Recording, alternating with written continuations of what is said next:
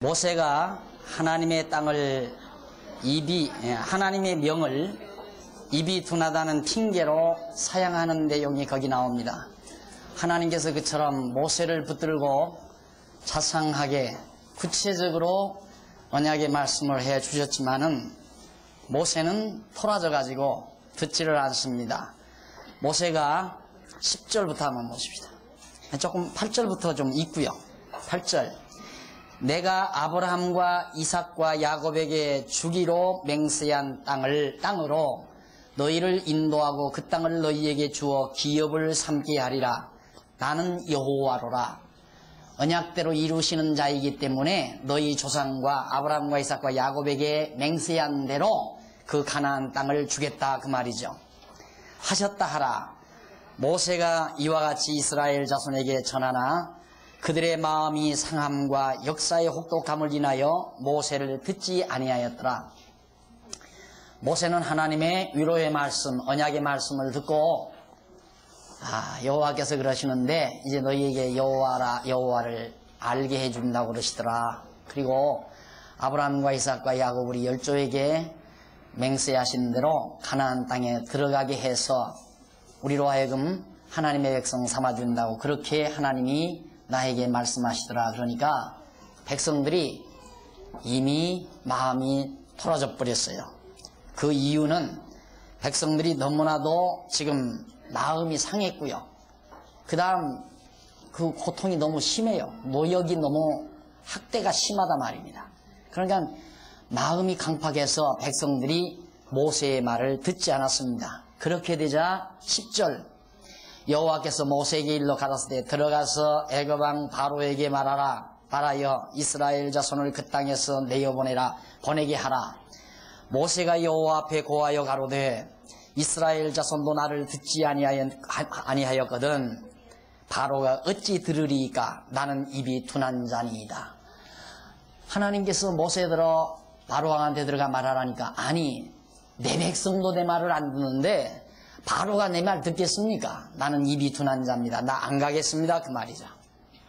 여호와께서 13절 모세와 아론에게 말씀하사 그들로 이스라엘 자손과 애굽 왕 바로에게 명을 전하고 이스라엘 자손을 애굽 땅에서 인도하여 내게 하시니라.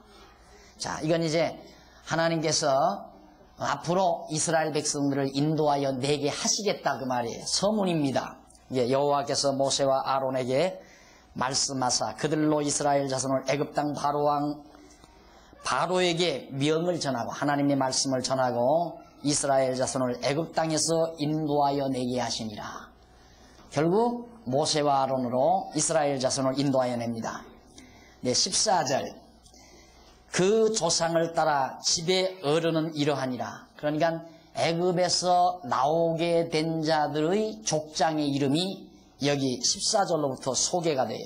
14절로부터 27절까지 보면 애굽에서 나오게 될 이스라엘 지부 어른들의 명단. 여기에 처음 야곱 자손 70명이 들어갔잖아요. 70명. 400여 년 전에 70명이 여기 들어갔는데 그동안 많이 번창을 해서 백성이 엄청나게 많단 말입니다. 그 가운데 많은 족장들이 있어요. 그러니까 각 지파마다 어른들이 있단 말이죠. 그 족장들의 명단을 쭉 여기에서 지금 열거하고 있습니다. 자, 그러면 14절 그 조상을 따라 집의 어른은 이러하니라. 이스라엘 장자 루벤의 아들 한옥과 발루와 헤스론과 갈민이 여기 한번 쭉 읽고 지나가는 게 좋습니다. 왜냐하면 여기에서 나온 자들의 후손이 바로 어떤 사람들인가를 대개 귀에다 한 번쯤 들어두면 앞으로 내용을 공부하는데 조금 많은 유익이 있습니다. 그 이제 루벤 족장이고 15절 시므온 두 번째 아들이죠. 여무엘과 야민과 오핫과 야긴과 소할과 가나안 여인의 소생 사울이니 이게 이제 사울왕 가나안 여인의 소생 사울이니 사울왕이 아닙니다. 여기는 이 사울왕은 그 뒤에 벤야민 지파에서 나온 거고 여기는 바로 시므온의 아들 가운데서 나온 자예요. 시므온 족장이요. 레위 아들들의 이름은 그 연치대로 이러하니 게르손과 고앗과 무라리요. 레위 자손 세 아들 게르손, 고앗, 무라리. 이 지파마다 성전에서 하는 일이 다 각각 다르지요.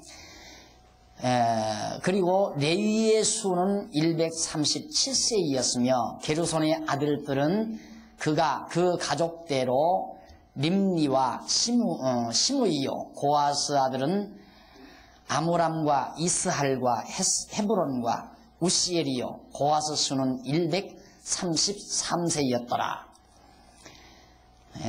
연세입니다. 그 다음 무라리, 레위자손 무라리의 아들은 마울리와 무시니. 이들은 그 연치대로 레위의 족장이요.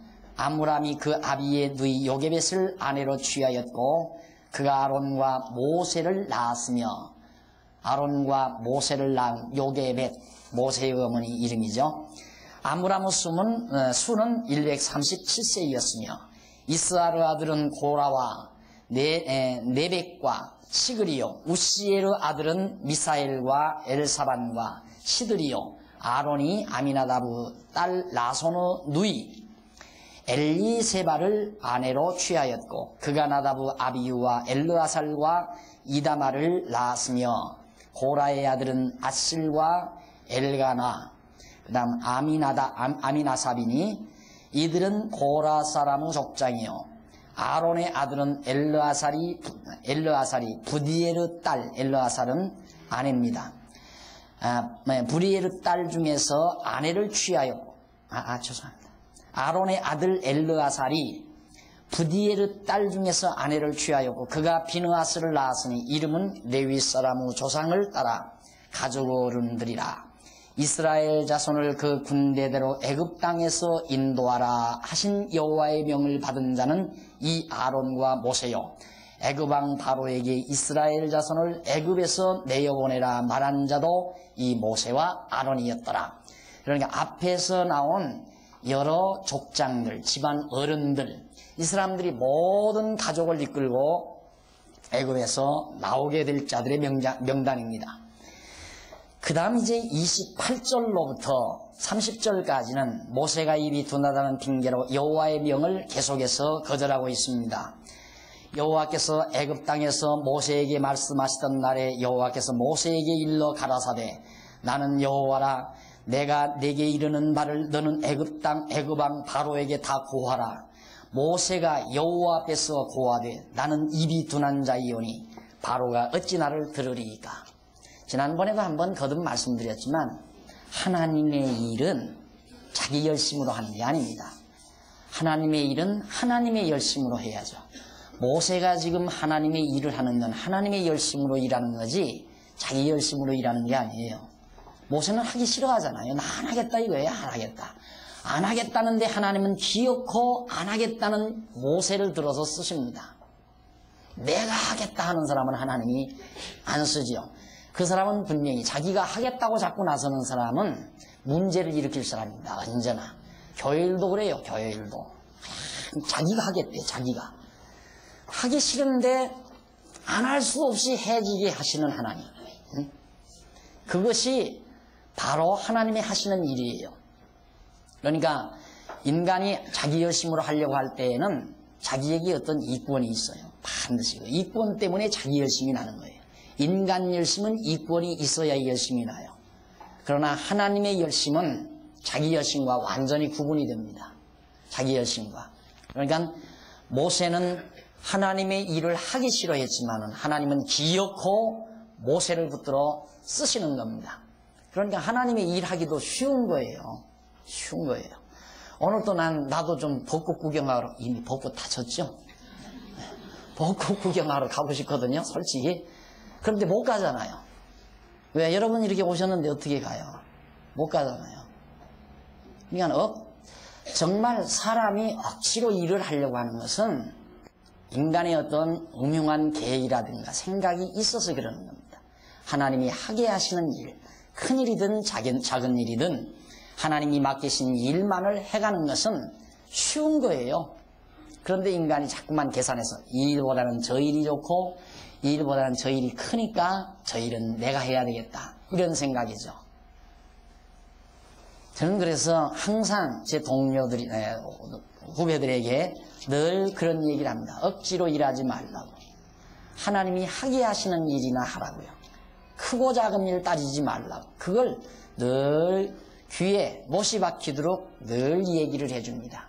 큰 일 작은 일 따지지 말고 또 자꾸만 자기 열심으로 하려고 노력하지 말고 안 되는 일을 억지로 되게 하려고 하지 말고 하나님이 되게 하시는 일, 큰 일이든 작은 일이든 열심히 할 수 있는 믿음 하나님께 구해서 해가는 삶, 이것이 진정한 하나님의 일을 하는 자의 자세라는 것.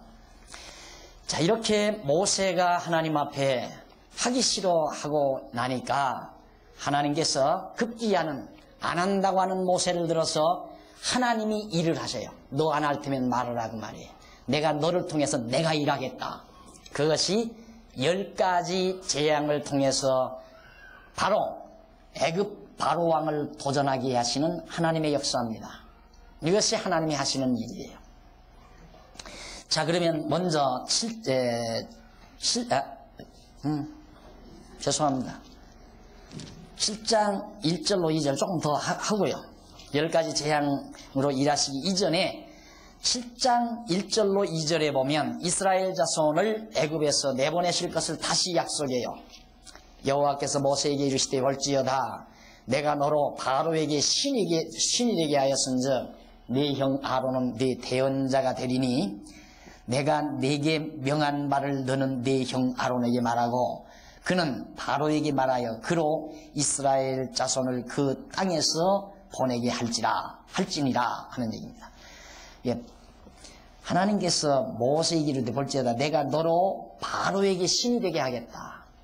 진짜 신이 아니라 바로에게는 신이 되게 하겠다. 그러니까 바로 앞에서 온갖 하나님의 표적을 하나님의 이적을 행하게 하겠다 그 말이에요. 신이 되게 하겠다 이 말은.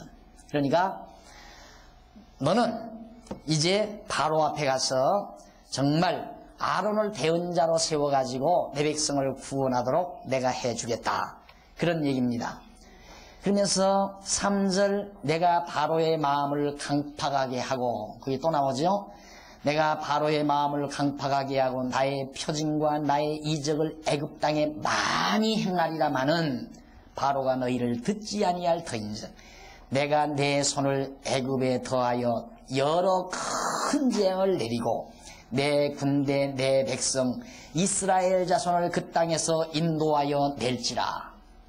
내가 내 손을 애굽 위에 펴서 이스라엘 자손을 그 땅에서 인도하여 낼 때야 애굽 사람이 나를 여호와인 줄 알리라 하는 얘기입니다.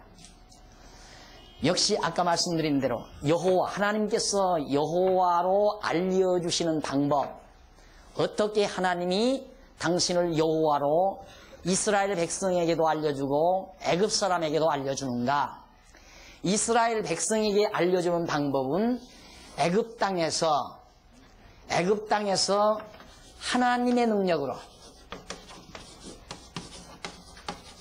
이 하나님의 능력으로 건져서 언약대로 가나안 땅 인도해 주심으로, 즉 언약 성취, 언약을 이루어 주심으로 하나님을 여호와로 알려주겠다. 그럼 성경은 처음에 여러분 첫 시간 배울 때 말씀을 다시 한번 기억하십시오. 성경은 구약은 언약이고 신약은 성취라고 그랬죠. 그럼 하나님께서 성경을 주신 목적이 뭡니까? 언약하고 이루어 줬으니까 언약하고 이루어 주신 목적은 여호와 알게 하려는 거란 말이에요. 그렇게 성경이 간단해요. 알았습니까? 그러니까 이스라엘 백성에게 여호와로 알려주는 방법이 뭐냐면 열조에게 아브라함과 이삭과 야곱에게 가나안 땅 준다고 언약해 주시고 그 언약대로 이스라엘 백성들을 애굽에서 건져내서 가나안 땅 들어가게 해 주심으로 그 언약대로 이루어 주심으로 여호와로 알려주겠다는 말입니다. 그러니까 결국 성경이 구약은 언약이고 신약은 성취로 되어 있다. 왜 언약하시고 성취하시는가? 하나님을 여호와로 알게 하기 위해서. 그의 단 목적은 오직 유일한 궁극적인 목적입니다. 그러니까 이미 여러분 공부는 7년 할 공부 결론은 나왔어요. 결론은.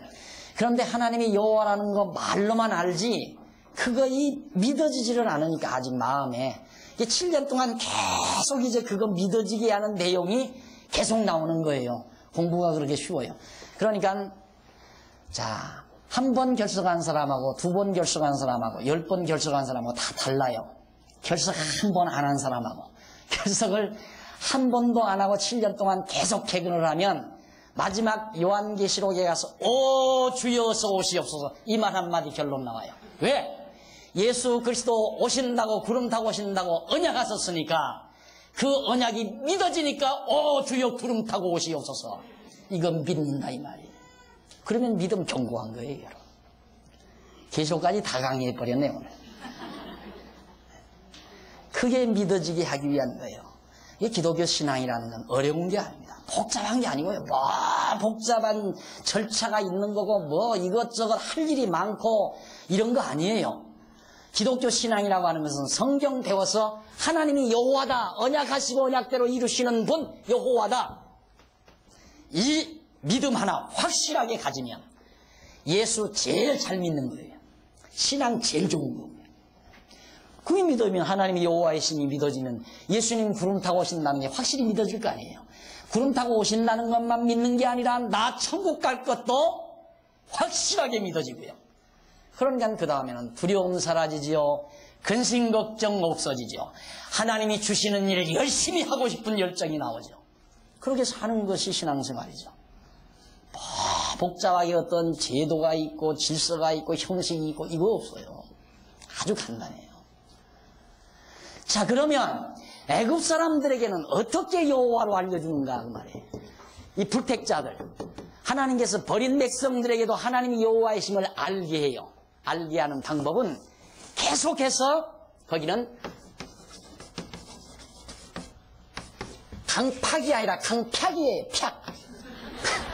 강팍해 해서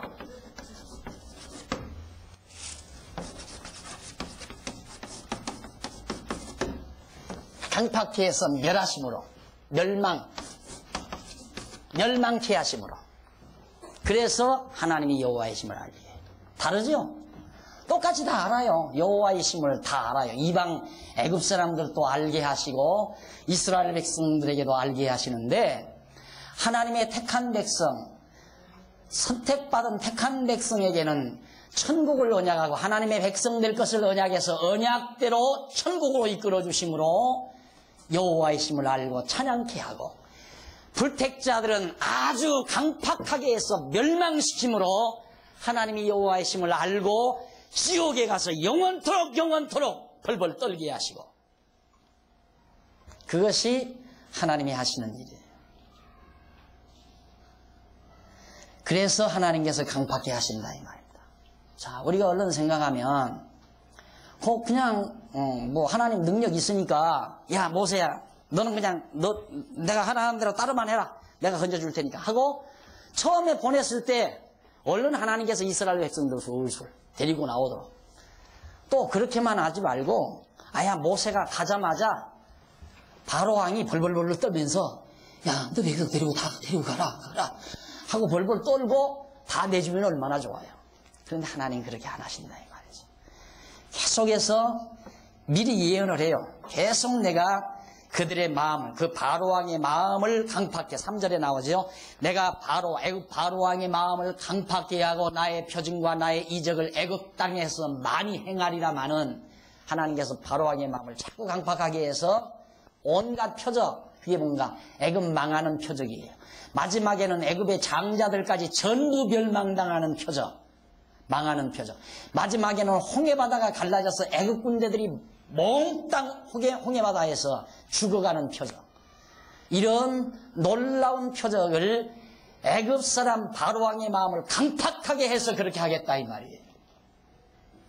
그러니까 선택받은 자와 선택받지 못한 자는 쉽게 파악할 수 있어요. 쉽게 마음이 점점 가면 갈수록 인생을 살아가면 살아갈수록 자꾸 강팍해지는 사람이 있죠.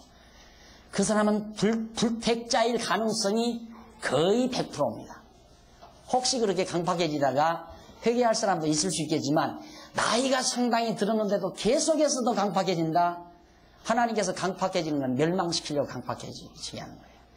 그런데 나이가 들면 들수록 마음도 너그러워지고 이해심도 많아지고 부드러워지고 점점 하나님의 말씀 앞에 점점 기쁨이 있고 평강이 이루어지고 이거야 선택자 아니고야 그렇게 되줄 수 있나요? 안 되죠. 절대 안 되죠.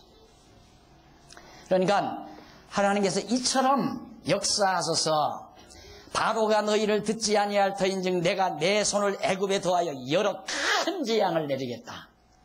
내 백성 이스라엘 자손을 그 땅에서 인도하여 낼지라. 내가 내 손으로 하나님이 하나님 손으로 그 말이에요. 내가 내 손을 애굽 위에 펴서 이스라엘 자손을 그 땅에서 인도하여 낼 때야. 그때에 가서야 애굽 사람이 나를 여호와인 줄 알리라.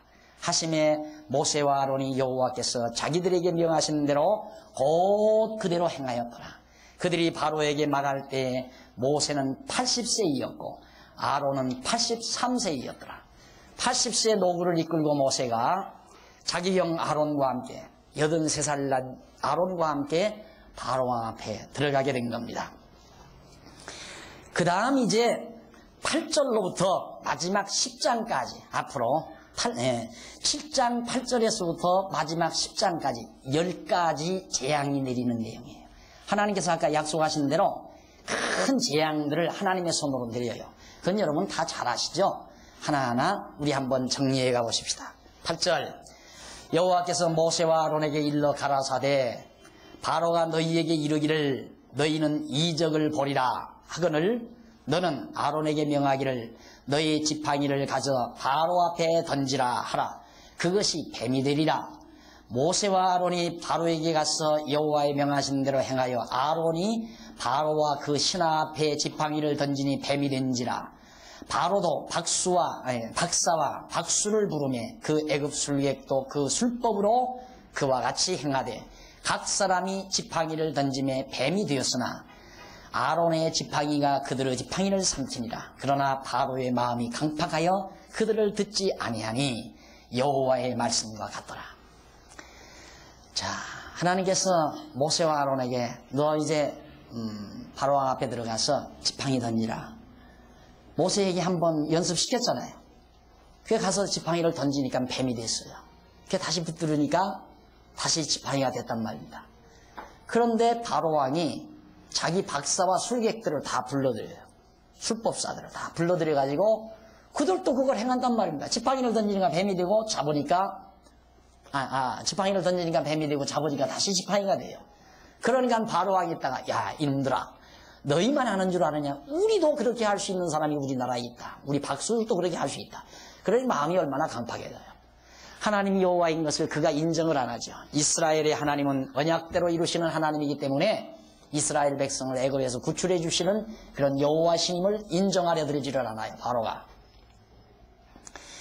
자, 이렇게 역사하시는 것은 하나님께서 바로의 마음을 강팍하게 하기 위해서 데살로니가서에 보면 그렇게 나옵니다. 진리를 믿지 아니하는 자들에게 하나님께서 거짓 영을 보내서 거짓 영의 작용을 통하여 거짓 표적과 기적이 나타나도록 해요. 이것이 바로 이런 경우입니다. 거짓 영의 역사예요. 이게 술법사 이거 분명히 있습니다. 박사와 박수 이런 사람들이 어떤 이제 술법으로 이 아주 놀라운 일 이제 말한 것처럼 지팡이를 던져서 뱀이 되게 하고 다시 붙들면 지팡이가 되는 이런 술법사.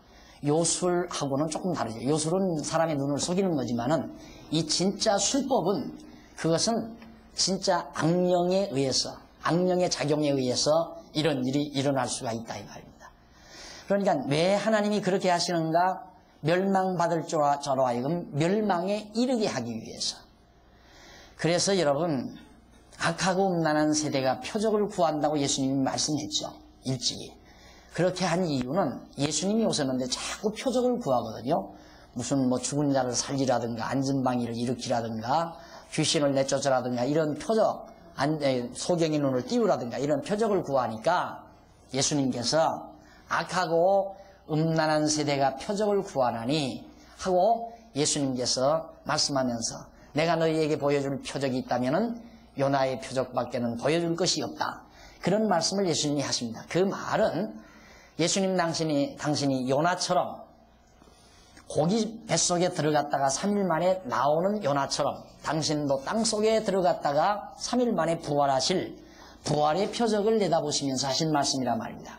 그러니까 가장 큰 표적은 예수 그리스도의 부활의 표적으로 마지막 종지부가 찍어진 거예요. 따지고 보면 가장 최고의 표적이에요. 그러니까 모든 표적은 예수 그리스도가 부활하실 것을 다 예표하는 것들입니다. 어떠한 표적이든지 모든 표적은. 그러니까 그리스도의 표적으로 완성되게 하기 위한 하나님의 섭리가 이런 표적으로 드러내게 하시는 건데, 바로 지금도 이 표적을 구하는 사람들은 거짓 영에 유혹당하기 딱 알맞게 되어 있습니다. 표적 찾아간 사람들 치고 패가망신하는 사람들이 없어요. 과거 50년대로부터 50년 말로부터 표적을 찾아 헤매던 사람들이 전부 천년성 들어간다고 다 들어가가지고 다 망했죠. 대부분 많은 사람 망했습니다. 그리고 그 이후에도 표적 나타난다고 쫓아다니는 사람들 정말 많이 쏟고 정말 가정 파탄되고 이런 이들이 참 많이 있는데, 아직도 그런 장난을 교회 안에서 많이 한단 말입니다.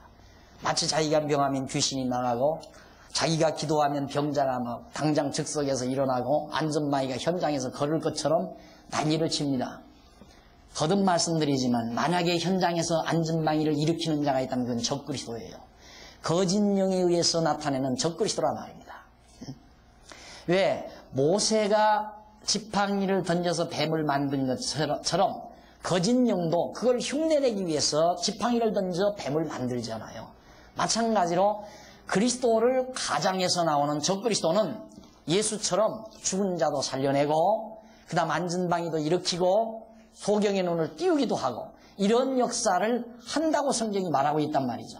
그러니까 지금에 만약에 그런 일을 진짜 하는 사람이 있다면 그 사람은 적그리스도임에 틀림이 없고, 마지막 때에 적그리스도의 왕초가 나타날 때에는 엄청난 표적과 기사가 나타난다고 했어요. 하늘에서 불이 떨어지고 사람이 만든 인간이 만든 인간이 말을 하게 되고, 그래서 진짜 지금 그렇게 만들어 가고 있잖아요. 사람이 지금 인간을 만들어 가려고 해요. 감정까지. 이제는 전화기에서 냄새가 나고 텔레비 화면에서 냄새까지 후각까지 전달되도록 텔레비를 만든다고 그러잖아요. 대단한 세상이 되지는 겁니다. 그러니까 앞으로의 세상은 인간이 하나님 노릇하기 위해서 거의 하나님과 같은 장난을 하기 위해서 온갖 장난을 다 치게 된다 이 말입니다. 자, 이렇게 강팍한 애굽 사람들이 결국 모세의 표적을 흉내내게 되니까 그 다음 14절에 여호와께서 모세에게 이르되 바로의 마음이 완강하여 백성 모기를 거절하는도다. 바로의 마음이 완강해서 백성 보내기를 이제 이스라엘 백성 안 보내겠다. 바로가 아침에 너는 바로에게로 가라. 하나님께서 모세에게 하는 말이죠. 그가 물로 나오리니 너는 하수가에 서서 그를 맞으며 그 뱀되었던 지팡이를 손에 잡고 그에게 이르기를 히브리 사람 하나님 여호와께서 나를 왕에게 보내어 이르시되 내 백성을 보내라. 그들이 광야에서 나를 섬길 것이니라 하였으나 이제까지 내가 듣지 아니하도다. 여호와가 이같이 이르노니 네가 이로 인하여 나를 여호와인 줄 알리라 하셨느니라. 바로가 너 이스라엘 백성 내보내지 않았는데 이제 여호와가 이같이 이르노니 네가 이로 인하여 내가 내보내지 아니한 그 일로 인해서 나를 여호와인 줄 알게 된다 이 말입니다. 볼지어다 내가 내 손의 지팡이로 하수를 치면 그것이 피로 변하고 하수의 고기가 죽고 그 물에서는 악취가 나리니 애굽 사람들이 그 물 마시기를 싫어하리라 하라. 여호와께서 또 모세에게 이르시되 아론에게 명하기를 내 지팡이를 잡고 내 팔을 애굽의 물들과 하수들과 운하와 못과 모든 호수 위에 펴라 하라. 그것들이 피가 되리니 애굽 온 땅에와 나무 그릇에와 돌 그릇에 모두 피가 있으리라. 물로 피가 되게 하는 표적을 행하게 합니다. 피는 사람이 먹을 수가 없잖아요. 이런 어려운 일을 애굽에게 행하도록 하나님이 명하셨습니다. 그리고 이제 20절 계속해서 모세와 7장 20절에 보면 모세와 아론이 여호와의 명하신 대로 행하여 바로와 그 신하의 목전에서 지팡이를 들어 하수를 취해가지고 피가 되게 만들었습니다. 그렇게 만들고 나니까 23절 보십시다. 바로가 돌이켜 궁으로 들어가고 그 일에도 관념치 아니하였고 애굽 사람은 하수물을 마실 수 없으므로 하숫가를 두루 파서 마실 물을 구하였더라. 여호와께서 하수를 치신 후 7일이 지나니라 하는 얘기입니다. 이 하수물을 취해서 피가 되게 하는 이런 표적도 애굽의 술객들이 해요. 거기 22절에 보면 애굽 술객들도 자기 술법으로 그와 같이 행하였으므로 바로왕의 마음이 강팍하게 됐다. 그러니까 이거 보시면 인간의 마음을 하나님이 지배하는 거 알 수 있죠. 인간의 마음을. 그러니까 우리의 마음을 부드럽게도 하시는 분이 하나님이시고 우리의 마음을 강팍하게 하시는 분도 하나님이세요. 그러니까 우리의 마음속에 욕심을 담아주시는 분도 하나님이시고 욕심을 제거하시는 분도 하나님이세요. 이 인간의 마음을 하나님이 주관하는 거란 말입니다. 그러니까 간단해요. 하나님이 나를 망하게 해야 되겠다 하면 하나님이 나에게 욕심을 가득 집어넣어 주죠. 그러면 내 마음속에 욕심이 생기니까 욕심대로 투자할 것 아니에요. 안 그래요? 건선하게 구멍가게 하나 마련해서 열심으로 이른 아침부터 밤늦게까지 장사해서 적은 이득이든 많은 이득이든 가지고 오손도손 가족과 더불어 살 생각을 하는 게 아니라 야, 이 돈 한 달만 투자하면 이것이 3배로 늘어난다. 욕심이 확 나오니까 간이 붓잖아요. 간덩어리가 부어가지고 투자를 한다 이 말입니다. 이 욕심은 간을 불린다는 것 꼭 기억하십시오. 그래서 투자를 하게 되면 그냥 사기꾼에게 당하는 거예요. 그래서 망하는 거란 말입니다. 그러니까 하나님이 망하게 하는 건 그런 방법으로 우리 인간의 마음을 주관해서 하나님께서 망하게 하신다 이 말입니다. 그러니까 가장 안전한 때가 언젠가 여러분 도로를 지나갈 때도 안전한 곳이 있죠. 딱 파란불이 켜지고 건널목 분명하게 있는 곳. 안 그러면 육교, 이거 안전한 곳 아닙니까? 육교로 딱 가면 안전한 곳이듯이 우리가 하나님 앞에서 살아갈 때도 가장 안전지대가 어디인가? 마음이 편안한 그런 상태, 거기가 가장 안전지대입니다. 마음이 편안한 상태에서는 절대 욕심도 없고 시기도 질투도 미움도 증오도 없습니다. 그런데 결국 내 마음이 편안하지 않으면 분명히 그 속에 욕심이 있든가 시기가 있든가 미움과 증오가 있든가 그런 게 있기 마련이에요. 그걸 누가? 하나님이 악한 마음을 가지도록 마음을 강팍해 하시려고. 왜? 간단해요. 강팍해 하려고 하는 건 택한 백성은 한 바퀴 돌리려고, 불택한 백성은, 택하지 않은 백성은 멸망시키려고. 간단해요. 택한 백성도 마음을 강팍해 하는 건 한 바퀴 돌리기 위해서 어디까지? 돼지우리까지 한 바퀴 빙 돌고 오라고. 그래서 우리 마음을 강팍해 하죠. 아버지 밑에서 편안하게 살면 얼마나 좋아요. 아버지 말씀 잘 듣고 형제들끼리 우애하면서 오손도손 행복하게 살면 되는데 작은 아들님이 마음이 강팍해지니까 아버지 돈 태달라 이거죠. 그래 마음이 강팍하니까 나가잖아요. 그 강팍한 마음을 하나님이 주신다 그 말입니다. 그러니까 여러분 우리 인간에게 무슨 자유의지가 있다 착각하지 마십시오. 그게 착각도 보통 착각이 아니에요. 착각 중에는 가장 큰 착각이에요.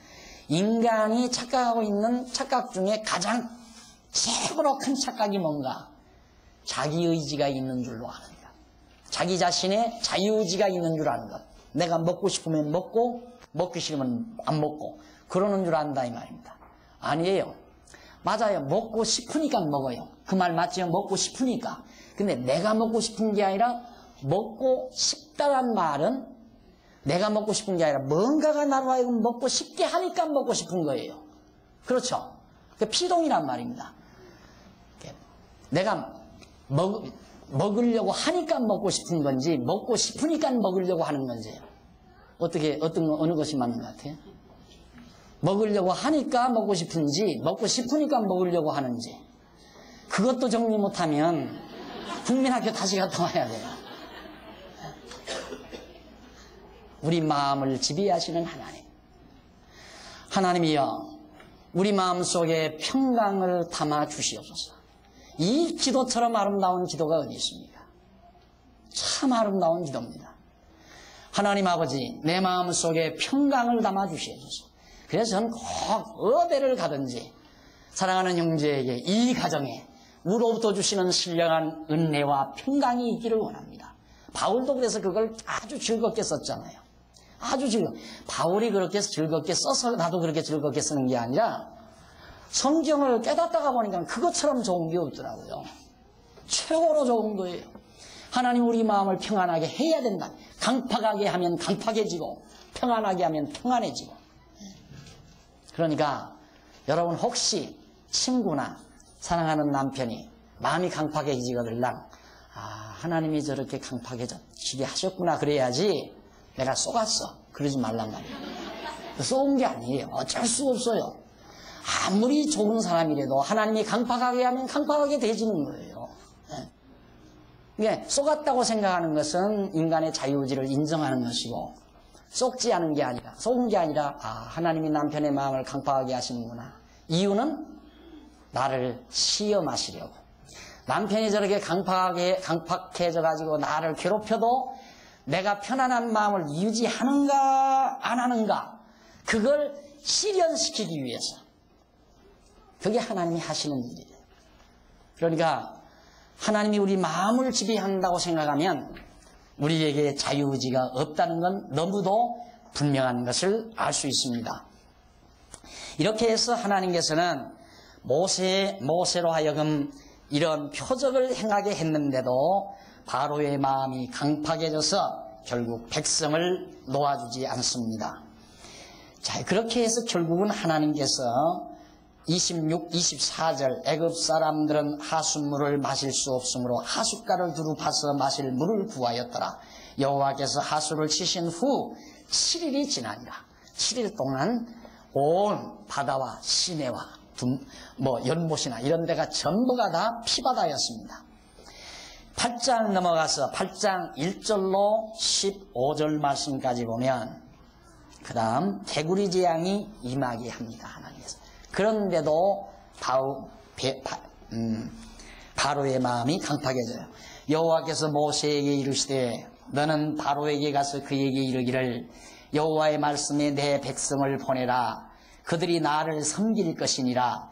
네가 만일 보내기를 거절하면 내가 개구리로 너의 온 지경을 칠지라.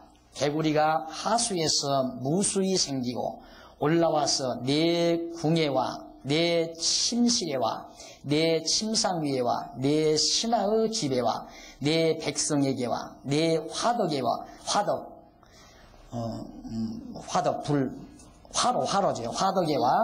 내 떡반죽 그릇에 들어갈지며 개구리가 네게와 네 백성에게와 내 모든 신하에게 오르리라 하셨다 하라. 참 하나님께서 아까도 말씀했지만 이스라엘 택한 백성에게는 열조와 언약에서 그 언약대로 이루어 주심으로 하나님이 여호와이심을 알게 하지만은 불택한 애굽 사람들에게는 어떤 방법으로 마음을 강팍하게 해서 멸망시킴으로 여호와이심을 알게 하는데, 그럼 마음을 강팍해 해서 멸망시키는 하나님이지 여호와는 아니잖아요. 근데 그게 아니고 어떻게 해서 마음을 강팍하게 해서 멸망시키는데 어떻게 모세를 통해서 미리 다 재앙 때마다 미리 얘기해요.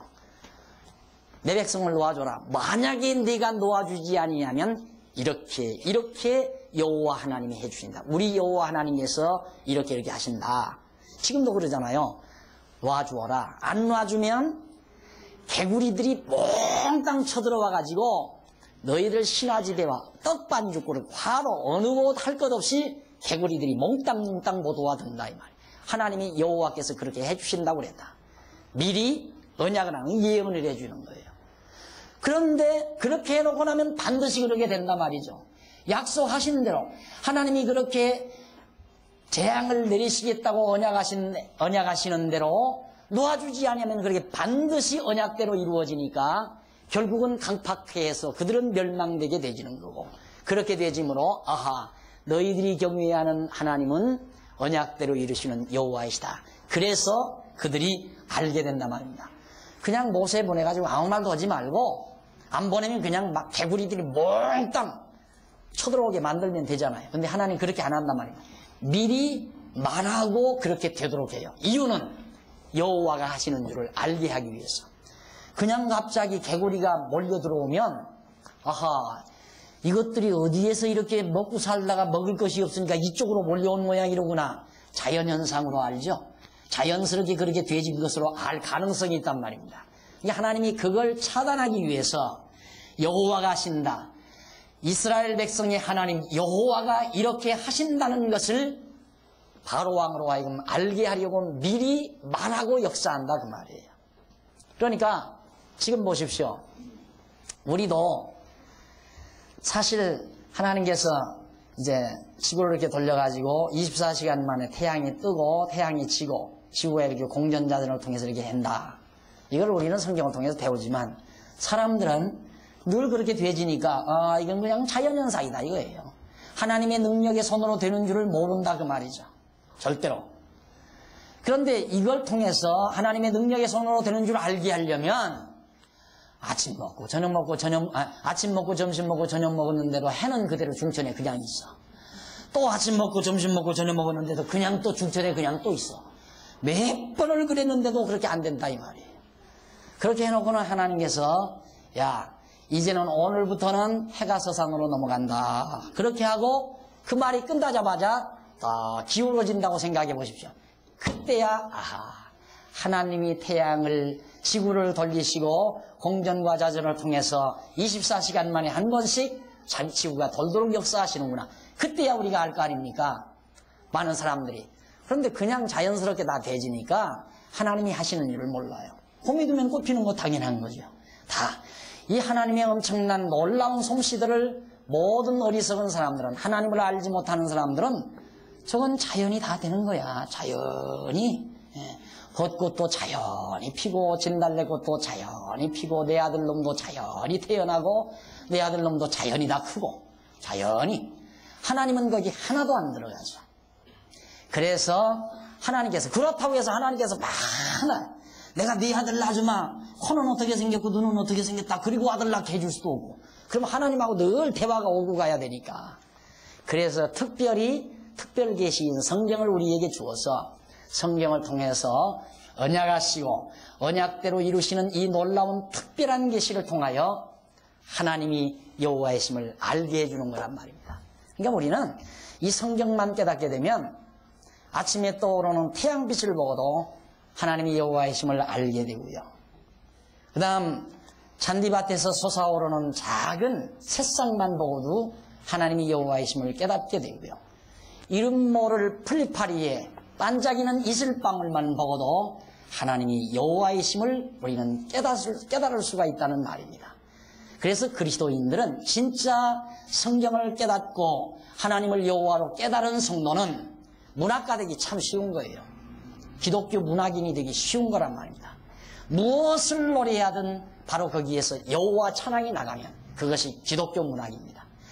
어떤 사건을 취급하든 그 어떤 사건 속에서 그리스도의 하시는 일을 드러내면 그것이 기독교 문학작품입니다. 그러니까 일반 문학작품과 기독교 문학작품은 전혀 다르죠. 일반 문학작품은 어떤 하나의 주연 멤버를 클로즈업 시키는 거죠. 위대한 사람이거나 아니면 아주 사악한 사람으로 그 사람을 노래하는 겁니다. 그러나 우리 기독교 문학은 오직 그렇게 섭리하시는 하나님을 노래하는 거죠.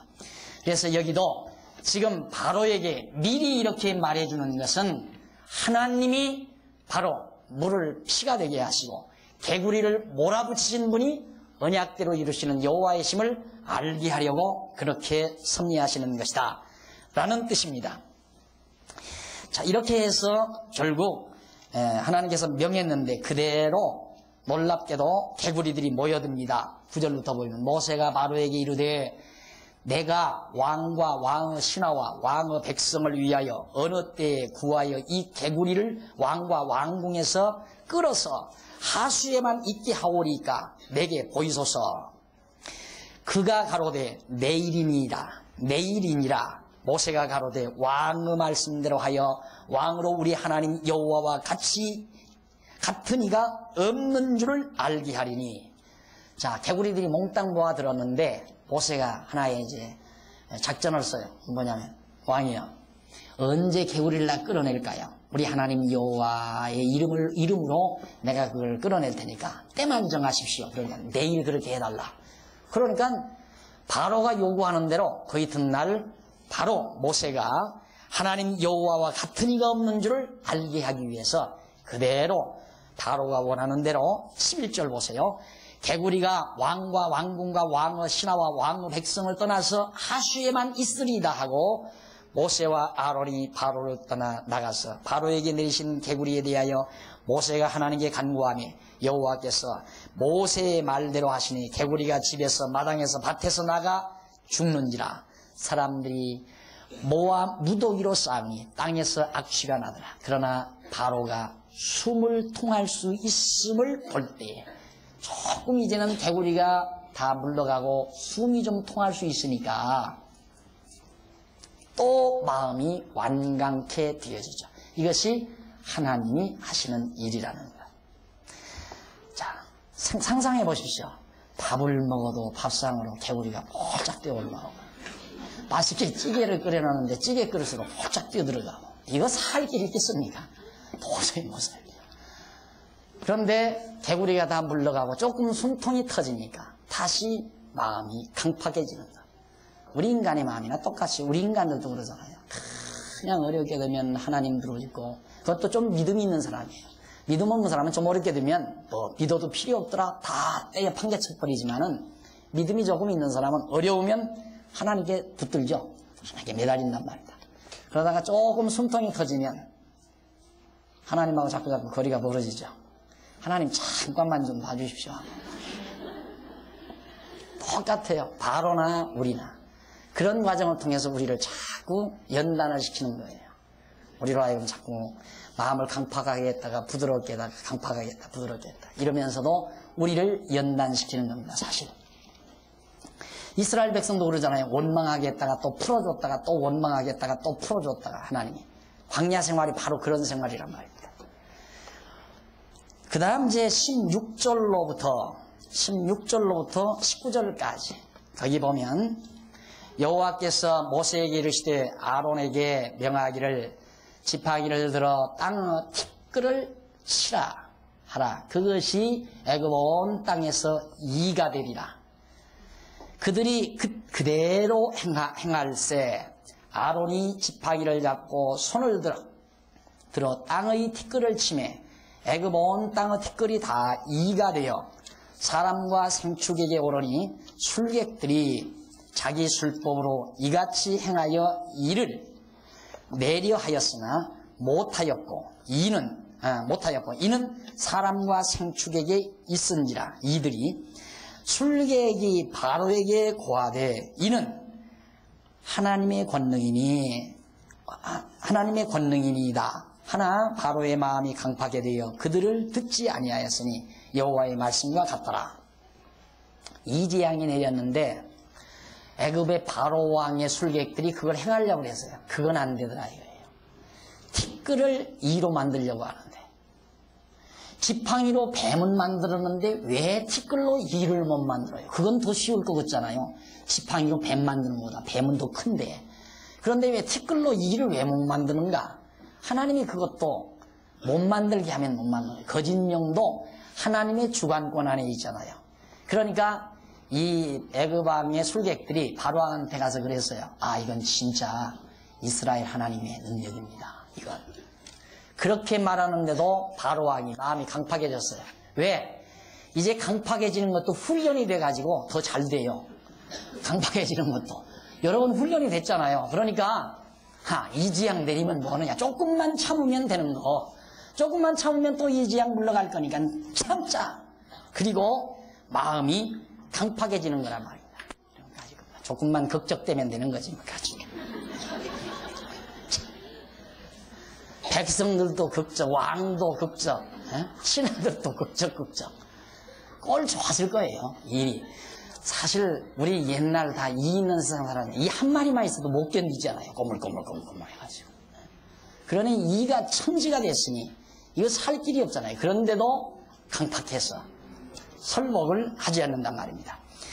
그 다음에 이제 20절로부터 32절까지 보면은 여호와께서 모세에게 이르시되 아침에 일찍 일어나 바로 앞에 서라. 그가 물로 나오리니 그에게 이르기를 여호와의 말씀에 내 백성을 보내라. 그들이 나를 섬길 것이니라.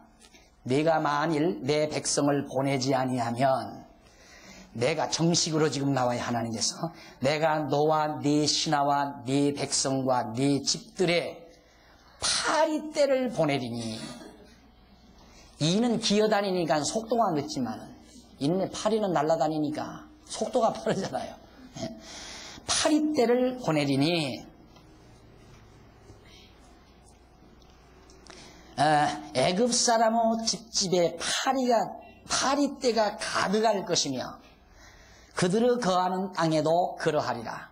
그날에 내가 내 백성의 거하는 고센 땅을 구별하여 그곳에는 파리떼가 없게 하리니 이로 말미암아 나는 세상 중의 여호와인 줄을 내가 알게 될 것이라. 여기서 한 가지 더 정확성을 하나님께서 주십니다. 이제 파리떼를 보내는데 이제는 파리떼가 날아다니는데도 기가 막히게 이스라엘 백성이 있는 곳에는 파리떼가 없게 하겠다고 말이에요. 날아다니니까 얼마든지 날아다닐 수 있잖아요. 얼마든지. 그런데도 이스라엘 백성이 있는 곳에는 파리떼가 없게 해줌으로 하나님이 여호와인 줄로 알게 해주겠다고 말이죠. 아하, 이스라엘 백성들이 섬기는 그 여호와, 언약대로 이루시는 여호와로구나. 이것을 바로 왕으로 하여금 알게 하려고 그렇게 하겠다 하는 내용입니다. 그러면서 23절에서 내가 내 백성과 내 백성 사이에 구별을 두리니 내일 이 표징이 있으리라 하셨다 하라 하시고 여호와께서 그와 같이 하시니 무수한 파리떼가 바로의 궁예와 그 신하의 집에와 애굽 전국에 이르니 파리떼로 인하여 땅이 해를 받더라. 온 땅에 파리가 천지라고 생각해 보십시오. 파리가 구더기를 실어가지고 온 땅에는 그냥 구더기 천지일 것이고 그리고 냄새나는 곳마다 정말 얼마나 더럽고 추악한 것들이 많이 벌어질 것인가를 우리들이 쉽게 파악할 수 있습니다. 이런 재앙을 애굽에게 내려준다 이 말이죠. 그런데 바로가 25절 바로가 모세와 아론을 불러 이르되 너희는 가서 이 땅에서 너희 하나님께 희생을 드리라. 바로가 그때야 마음이 누그러졌어요. 야, 이거 못 견디겠다. 도저히 못 견디겠다. 그래가지고 마음이 누그러져가지고 모세와 아론을 불러들여서 너희는 가서 이 땅에서 너희 하나님께 희생을 드리라. 여기서 이 땅에서 드리라 이런 이 말은 다른 데로 가지 말라고 말해요. 그냥 드리고 오라. 여호와께 희생을 드리고 빨리 돌아오면 될 거 아니냐. 희생 드린다고 했으니까 가서 희생만 드리라고 말해요. 그러니까 멀리 가지 말고 이 땅에서 놓기 싫어가지고. 그만큼 애굽은 이스라엘을 놓기가 싫었습니다. 왜? 얼마나 편리한데요. 종으로 부려먹으니까. 자기들은 일하지 않고 거친 일 하지 않고 이스라엘 백성들을 전부 부려가지고 노예 노릇 시켜 먹으니까 얼마나 편안하고 좋아요. 그러니까 죽어도 놓지 않으려고 하죠. 마찬가지입니다. 악의 권세가 오늘 우리를 놓아주기를 그렇게 싫어합니다. 우리를 악의 종로로 시키려고. 악의 권세가 그만큼 우리를 안 놓으려고 한다 이 말이에요. 그러니 내 능력으로 거기서 벗어나요. 포기해버려야 된다니까요. 내 능력으로는 안 된다. 아직도 여러분 스스로 자기의 의의를 드러내기 위해서 죄 안 지려고 노력하는 사람이 있습니까? 그 사람 참 바보 같은 사람입니다. 자기의 의의를 드러내기 위해서 죄를 안 지려고 노력하는 사람. 그건 거꾸로 출발하는 거예요. 죄는 그렇게 해서 안 지는 게 아니라 빨리 벗어나야 돼요. 벗어나는데 누가 벗어나게 하는가? 하나님께서 우리를 죄의 권세에서 벗어나게 해서 안식의 땅, 가나안 땅에 가서 편안히 살면 애굽의 종살이 안 해요. 종노릇 안 해요. 마음이 편안하면. 그러니까 죄 안 지려고 노력하지 말고 하나님 내 마음속에 평강을 담아주시옵소서. 평강을 구하십시오. 그것이 지혜자입니다. 마음이 평안한 사람은 죄질 마음 자체가 없어지잖아요. 마음이 평안하면. 마음이 평안치 못하면 온갖 욕심, 증오, 시기, 미움, 질투 이런 것들이 나오니까 바로 거기에서 죄가 이루어지는 거예요. 그러니까 참 놀라운 건 뭐냐면 사람들이 남 미워가지고 막 남을 험담해요. 왜? 그 사람 잘못했다 이거지. 그 사람 못된 사람이라 이거예요. 자기는 지금 깨끗한 사람이고. 그러니까 남 비난하고 남 욕하고 남 험담하면서 착각이 뭐냐면 나는 깨끗하다. 나는 저렇게는 안 했다 이런 생각을 하는 거거든요. 그런데 지금 남 비난하는 그 자체가 벌써 엄청난 죄악의 요소가 그 마음 가운데 지금 담겨져 있는 사람이고 죄의 종로로 타는 사람이에요. 그러니까 도리어 정말 자기 마음이 평안한 사람은 잘못한 사람, 실수한 사람을 바라보고 험담하고 욕하고 비난하는 게 아니라 이해를 하고 용서를 하고 덮어주게 되죠. 왜? 자기도 그랬으니까. 그걸 알게 되니까. 그래서 너그러운 아빠는 항상 자녀들을 너그러운 아빠나 어더그러운 엄마는 너그럽다고 지혜롭다고 하십니다. 지혜로운 어머니 아버지는 자녀들의 실수를 절대로 책하지 않잖아요. 자녀들의 실수를 책망을 안 한단 말입니다. 책망은 어디서 나오는가? 나는 그렇게 안 했다고야. 나는. 그러니까 똑똑한 아들 놈은 제가 아버지 학교 가서 한번 확인할 거예요. 공부 못한다고 책망하니까 아들놈이 나는 내가 그러면 아버지 학교에 가서 한번 확인할 거예요. 어머니 학교 가서 확인할 거예요. 그게 똑똑한 아들이죠. 자기도 공부하기 싫어가지고 다 도망쳐가지고 만화방에만 가서 들어앉았을 시기가 있었잖아요. 자녀들이 그렇게 했다 할지라도 이해가 가죠. 나도 저랬다는 거. 그래서 항상 제가 그런 얘기 하잖아요. 선전문구 가운데 요즘에는 그게 안 나오더라고요. 뭔 약선전 같은데 애기가 막 달려가다가 넘어져가지고 옷도 버리고 막 무릎도 다 상하니까 너그러운 아빠가 쫓아가서 다 끌어안으면서 괜찮아 나도 그랬어. 그 선전문구가 그렇게 마음에 와서 딱 와서 자리를 잡더라고요. 바로 그것이 마음이 평안한 자의 태도고 바로 성숙한 자의 성도들의 기본 자세입니다. 남을 이해할 수 있는 것. 인간은 다 똑같으니까요. 인간은 다 똑같으니까 남 욕하는 그 욕이 바로 자기 욕이에요. 똑같은 거예요. 하나도 한치도 다름이 없어요. 똑같아요. 근본적으로 똑같단 말입니다.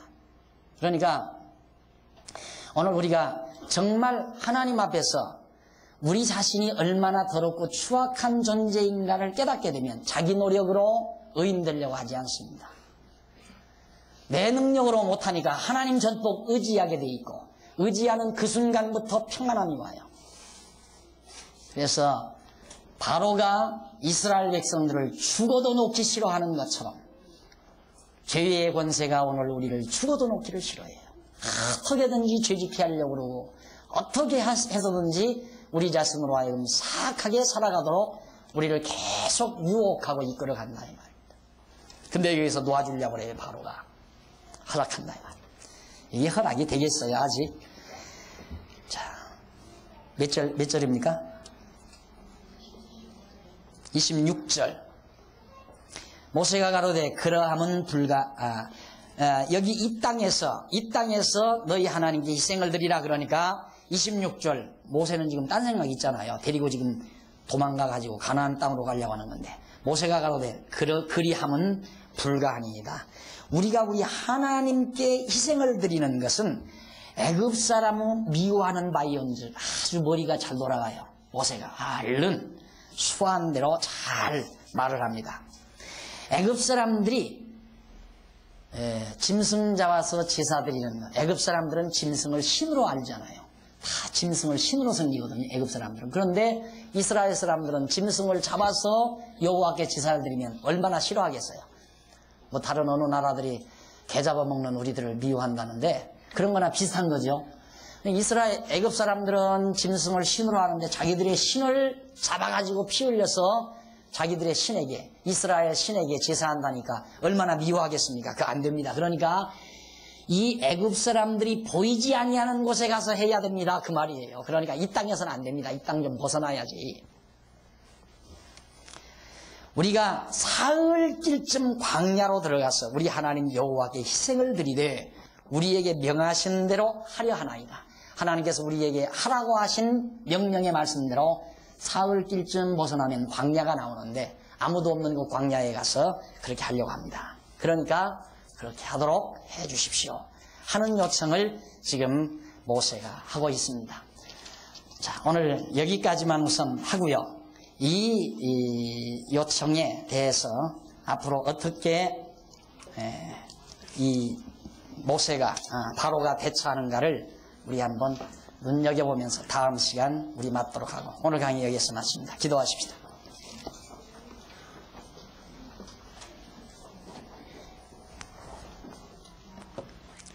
전능하신 하나님 아버지, 하나님의 은혜와 사랑을 진심으로 감사합니다. 우리 죄와 사망의 법에 얽매여서 얼마나 애태우고 얼마나 몸부림치며 그 죄의 권세에서 벗어나기를 얼마나 우리들이 노력했는지 알 수 없습니다.